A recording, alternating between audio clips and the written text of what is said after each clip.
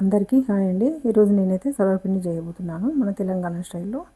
ఇదైతే కేజీ బియ్యం పిండి. ఇందులోనైతే జీలకర్ర వేసుకున్నాను. జీలకర్ర అయితే 2-3 టేబుల్ స్పూన్లు వేసుకున్నాను. ధనియాలు కూడా వేసుకోవాలి, కానీ నేనైతే ధనియాలు అయితే వేసుకోలేదు.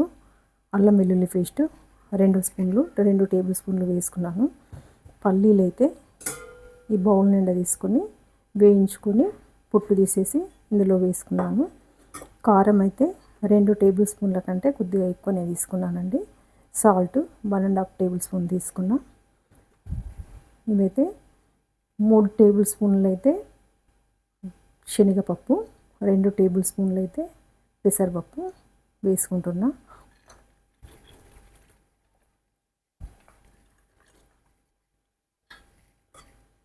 రెండైతే ఆనియన్స్ కట్ చేసుకొని వేసుకుంటున్నా.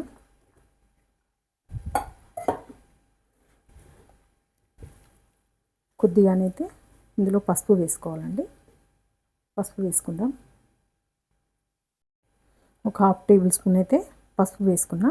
1/2 టేబుల్ స్పూన్ కంటే తక్కువగానే వేసుకున్నా అండి. ఇందులో అయితే కొత్తిమీర వేసిన, ఎక్కువగానే వేసిన. కరివేపాకు అయితే ఒక గుప్పెడు వేసుకున్నా. ఇప్పుడైతే మనం కలుపుకుందాం. దీన్ని పూర్తిగా కలుపుకున్న తర్వాత వాటర్ పోసుకొని అయితే పిండి కలుపుదాం. ఇప్పుడైతే పిండి అయితే మొత్తం కలుపుకున్నాం కదా. ఇప్పుడైతే వాటర్ పోసుకొని కలుపుకుందాం. వాటర్ అయితే చూసుకుంటూ పోసుకోవాలండి. మళ్ళీ పిండి మెత్తగా అయితే మాత్రం మన దగ్గర పిండి లేకపోతే కష్టమవుతుంది.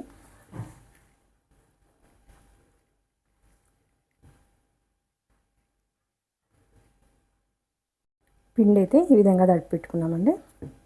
చూడండి, ఈ విధంగా ఉండాలి. ఇప్పుడైతే మనం గిన్నెలకైతే దీన్ని ఒత్తుకుందాం. మనమైతే పిండి తడిపి పెట్టుకున్నాం కదా, గిన్నెలకైతే ఒత్తుకుందాం. సరపిండి గిన్నెలకైతే ఒత్తుకుందాం.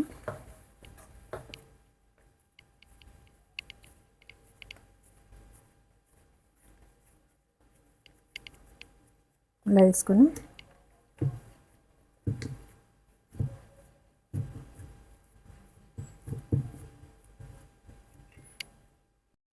మనమైతే పిండి తడిపి పెట్టుకున్నాం కదా, ఈ గిన్నెలకైతే పెట్టుకుందాం. ఇందులో అయితే ఆయిల్ ఇంత తీసుకున్నా.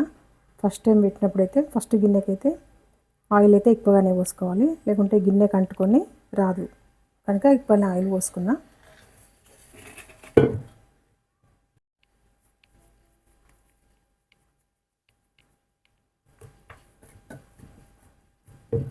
ఇలా అయితే ప్రెస్ చేసుకోవాలి.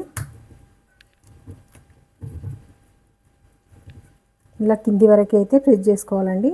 ఇట్లా పైకి పెట్టుకున్నట్టయితే, ఇది పిండిని పైకి పెట్టుకున్నట్టయితే ఇదైతే కాలది కనుక మనం కింది వరకే ఇలా ప్రెస్ చేసుకోవాలి. మనం ప్రెస్ చేసుకున్న తర్వాత ఇలా హోల్స్ అయితే వేసుకోవాలి. హోల్స్ వేసుకున్నట్టయితే మంచిగా కాలుతుంది. ఇప్పుడైతే మనం స్టవ్ మీద పెట్టుకుందాం. స్టవ్ మీద పెట్టుకొని అయితే దీన్ని కాల్చుకుందాం. ఇంకొక గిన్నెకైతే ప్రెస్ చేశానండి. దీనికి కూడా హోల్స్ వేసుకుందాం.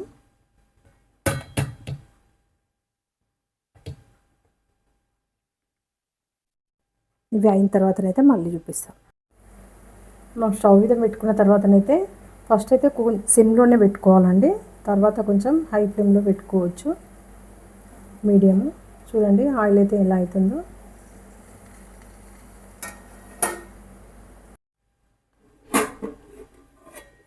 చూడండి మంచిగా అయితే కాలింది.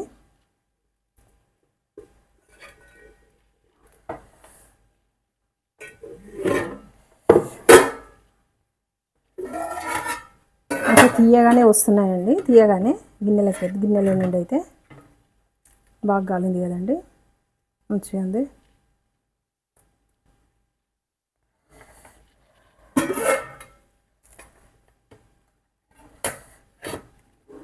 ఈ విధంగా అయితే చేసుకోవాలండి. మేమైతే మా సైడ్ అయితే సర్వపిండిని అయితే అంటామండి. మీకైతే నచ్చింది అనుకుంటా. మీకు నచ్చినట్లయితే నా వీడియోని అయితే సబ్స్క్రైబ్ చేయండి, లైక్ చేయండి, షేర్ చేయండి. Thank you. శనగపప్పు, పెసరపప్పు అయితే ముందే నానబెట్టుకొని పెట్టుకోవాలండి. కనీసం ఒక 1/2 అవర్ 1 అవర్ అయినా నానాలి. అట్లీస్ట్ ఒక హాఫ్ అన్ అవర్ అయినా నానాలి. నానిన తర్వాతనే మనం వేసుకోవాలి పిండిలో అయితే కలుపుకునేటప్పుడు. ముందే అయితే చెప్పలేదు కనుక మళ్ళీ చెప్తున్నా.